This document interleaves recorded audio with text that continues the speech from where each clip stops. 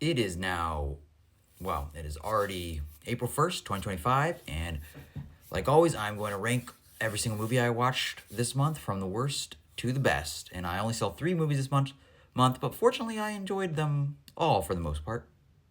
And coming in last place, we have Control Freak. And I will say, this and the move and my second place pick, they could probably swap either way, but I think I'd rather rewatch my number 2 spot over this one.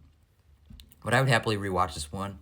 And this movie, I think, still think is really good, but there just isn't really that much to it. And what this movie is about this girl basically kind of slowly going crazy, this motivational speaker after this constant itch in her head. And it's actually a lot more engaging and interesting than it sounds. But at the end of the day, there's just not really that much to this movie. But I still had a very fun time with this movie. I think from a visual standpoint and from a sound design, I think it was very, very well done. And it is a pretty creepy movie. And like I said, I could probably watch it again. I'll probably watch it again maybe around October or whatever, and maybe I'd like it even more because it is a pretty fun horror movie. But there just wasn't really that much to it. And like I'm trying to think back about, and I just watched this the other day and I'm just trying to think more about it. I'm like, I can't really think of that many details even from it. Like it just wasn't really super memorable. Like it really is just this girl slowly losing her mind over this itch in her head. And like I said, it actually is quite interesting. But just outside of that, there's just not really much here. But it was still a pretty enjoyable and fun movie for me. And coming in second place, we have Mickey 17. Now, this was a movie where I personally had a really fun time with it, but it just has a lot of problems, mainly just being that there's so much going on here, and it just feels so unfocused. Like, this movie is trying to tackle capitalism, like, it's commentary on capitalism, like political monarchies, being a dictatorship, tyrannical rulers, like like like the idea of just kind of being a slave to your job, being disposable to your job, and it's just tackling so many different things.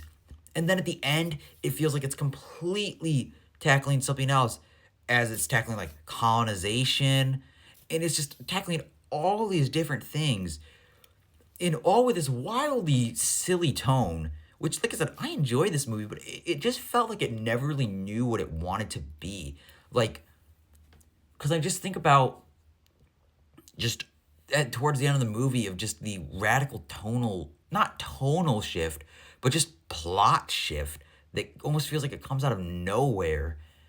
That it just doesn't really, it never really feels like it knew what it really wanted to be. And like I said, I enjoyed it, but it was just so unfocused. It just kind of felt like a little off to me.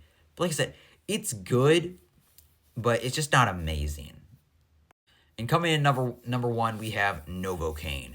And this movie was just a really, really fun movie. It's exactly what you see here.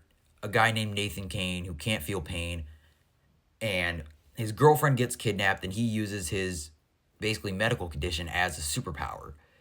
And one thing I just really liked about this movie is really just seeing our character of Nathan just kind of grow out of his shell. Because in this movie, he's so kind of meek and shy because he could easily get hurt so with like without even noticing it because of his condition, that when he finds this girl he really cares about, and when she gets kidnapped, he's like, you know what, this is my chance. I'm actually gonna try to do something with my life. And I just really enjoyed it. This movie is very, very funny. The action is very inventive considering our lead here doesn't really know what he's doing, and he's able to win just based on his endurance and what he's able to do because he can't feel pain. And that's just what makes it so much fun. And like, and that I think that there's nothing wrong with that. This is just a very fun movie that knows exactly what it is, and it's just having fun with the concept.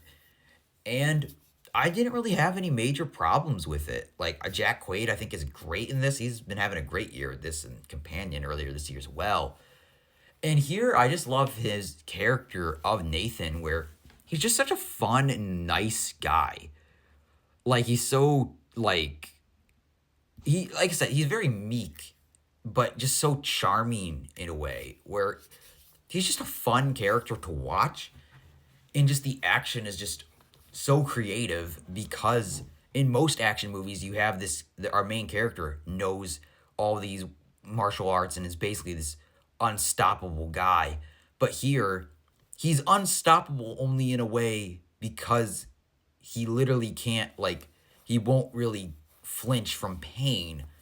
And he's just able to basically do stuff to himself just to hurt other people. But in terms of fighting, he's just clueless. And that was just a lot of fun. Like, that's what this movie was. It's just a fun action movie. So yeah, I only saw 3 movies this month. Hopefully I can see more in April.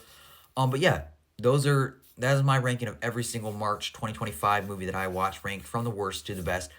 Do me a favor and leave your ranking of every single March 2025 movie that you saw this month in the comments below. Leave a like if you enjoyed this ranking, and subscribe for more rankings and reviews.